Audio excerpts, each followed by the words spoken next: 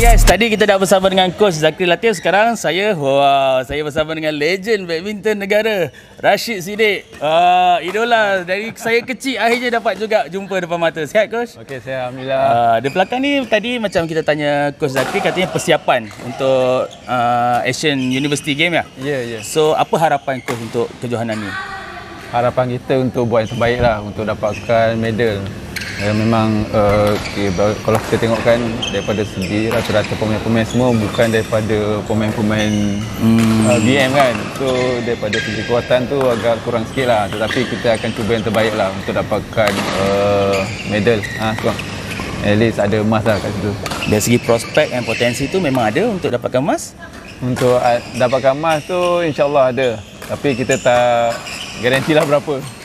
Okay. Alright Coach. Alang-alang dah bertemu dengan legend macam ni, banyaklah soalan saya nak tanya juga, tapi saya tak ambil masa banyak. Contohnya tentang Malaysia Open dan juga Malaysia Master baru-baru ni, agak menduka citakan sebab player-player single tak ada yang dapat mara jauh Coach. Sebagai bekas pemain single utama negara, ada rasa kecewa dengan benda tu? Bila kita tengok pemain-pemain single kita, kebanyakan semua rata-rata muda-muda. Betul. Muda-muda. Yang senior-senior tu semua dah tak ada dalam tim, dalam BM, semua dekat luar kan. Jadi daripada situ kita nampak pemain-pemain BM semua kekurangan daripada segi pengalaman, daripada segi mental, kekuatan mental. Daripada segi training saya rasa okey, tetapi daripada segi pengalaman dengan kekuatan mental lah tu saya rasa kurang sikit lah. Okey, kalau kita tengok sekarang single Malaysia, Zijia je dalam top 10 Coach. Yang lain boleh katakan jauh ketinggalan. Jadi jurang tu terlalu besar. Mungkin jadi beban juga untuk Zijia secara individual membawa harapan negara. Jadi tekanan macam tu mungkin Coach dulu boleh rasa pada zaman Coach. Apa kalau Coach boleh nasihatkan kepada Zijia untuk hadapi tekanan ni Coach? Kalau pada pandangan saya, tu bukan lebih pada latihan lah. Latihan tu penting. Latihan tu ada sebagai bekalan untuk kita bertanding dengan untuk kejohanan yang lebih besar, supaya kita lebih bersedia untuk menghadapi lawan-lawan yang lebih kuat, yang dekat top 10 kan. So dekat situ kita kena terus fokus daripada segi mental dan fizikal untuk lawan dengan pemain-pemain yang top 10 tu. Bukan senang nak main dengan mereka, sebab mereka pun dah prepare hari-hari sama juga, training full time. So daripada segi persiapan tu memang kena kekal fokus untuk betulkan lagi skill-skill, betulkan lagi, tingkatkan lagi kelemahan-kelemahan yang ada untuk supaya game akan lebih solid lagi lah. Untuk pemain-pemain di belakang Zijia, contohnya In Ziong, So Jung Wei dan semua, Aidil Soleh, walaupun mereka masih muda, tapi saya rasa dah tak ada masa sebenarnya. Mereka perlu catch up lebih awal, lebih cepat. Sebab contoh Indonesia, dia punya single berganti-ganti. Banyak pelapis dia Coach. Mungkin ada, kalau Coach dari sebagai orang luar lah, boleh cadangkan ada apa-apa yang perlu ditukar dari segi konsep latihan ke, supaya mereka lebih boost prestasi mereka? Kalau pada pandangan saya daripada segi latihan, daripada segi jurulatih semua dah cukup. Cuma daripada segi, mungkin daripada segi sparring lah. Sebab mereka rata-rata muda-muda, mereka tak ada pemain-pemain yang lebih berpengalaman, pemain-pemain senior yang untuk mereka dapatkan skill-skill, belajar daripada pemain-pemain senior, tambahan-tambahan skill, dan juga daripada segi pengalaman pemain-pemain senior untuk dapatkan input daripada mereka. Saya rasa mereka kekurangan itu.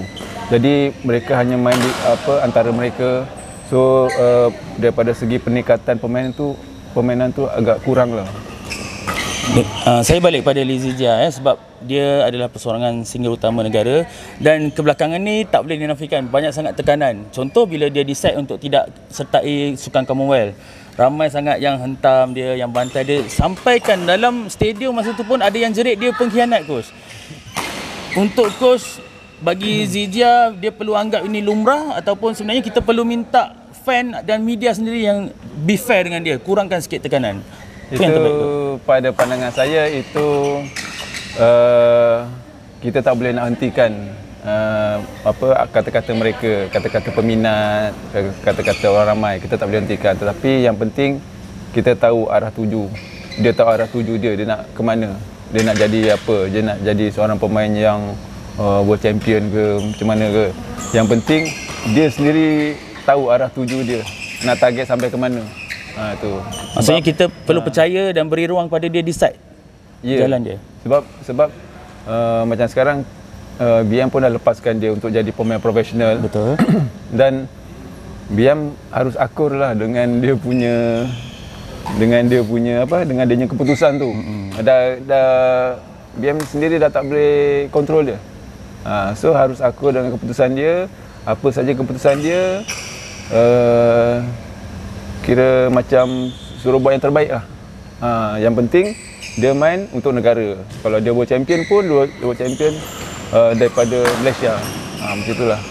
Okay coach, dalam masa yang sama sebenarnya banyak tenaga mahir, pengajar, pelatih daripada Malaysia yang membangunkan negara lain.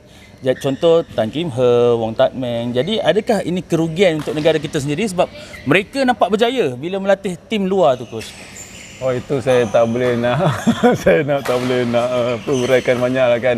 Itu yang penting sekali BM punya perancangan lah kan. Memang bukan kita tak ada jurulatih yang bagus, jurulatih tempatan yang bagus, yang berpengalaman apa semua kan. Tetapi pada pandangan saya BM ada dia punya perancangan, ada dia punya idea kan. So jadi kita tak boleh nak kata suruh buat tu, suruh buat ni, kita bagi cadangan tu, cadangan ni kan. Itu pada saya BM ada tim dia. Kita percayalah. Kita percaya dia pun mereka pun akan buat yang terbaik lah untuk pembangunan sukan badminton ni, untuk melahirkan lagi juara-juara yang akan datang. Okey, ini soalan terakhir saya coach. Tapi soalan dia berat sikit lah. Saya rasa coach orang paling sesuai untuk jawab sebab kerisauan fans badminton sekarang adalah kesinambungan. Contohnya player yang kita memang dari dulu pun dari peringkat remaja kita sangat cemerlang. Tapi bila beraksi di peringkat senior dia akan drop. Dan sekarang ada batch-batch yang contoh Siti, Misha Cairo, Patah Timur ni, Justin Ho kan. Kalau tak ada kesinambungannya takut mereka risau terabai, prestasi pun habis. Tapi wujud satu cadangan adalah menaikkan Datuk Misbun Siddiq daripada akademi kepada tim kebangsaan. Coach, pandangan tentang cadangan itu? Itu susah nak jawab. Itu susah nak jawab sebab sebelum ni Misbun pun dah pernah ada di dalam squad elite. Lepas tu dia dia bagi kerja untuk membangunkan pemain-pemain di bawah umur 18 tahun. Macam sekarang pun tengok dia punya kejayaan daripada umur bawah 18 tahun tu kita nampak hasilnya. Betul. Tetapi macam saya katakan tadi kan, BM ada perancangan dia kan. Mungkin sekarang ni BM perlukan Misbun untuk menggilap pemain-pemain yang di bawah 18 tahun. Yang pemain-pemain yang atas 18 tahun, ada jurulatih-jurulatih dia yang BM telah pilih kan untuk melatih pemain-pemain itu kan. So jadi memang Misbun ni telah banyak melahirkan pemain-pemain yang betul-betul berkaliber, berbakat, seterusnya menjadi juara kan. Memang kita tak sangkal lah itu. Tetapi BM saya rasa dia lebih tahu nak letakkan Misbun dekat bahagian mana untuk melahirkan lagi ramai pemain-pemain untuk menjadi juara dunia. Okey, terima kasih coach. Itu saja soalan saya. Saya ucapkan selamat maju jaya tim coach. Saya harapkan dapat bawa balik medal emas seperti yang diharap coach ya. Ya, terima kasih banyak. Terima kasih. Jumpa lagi coach.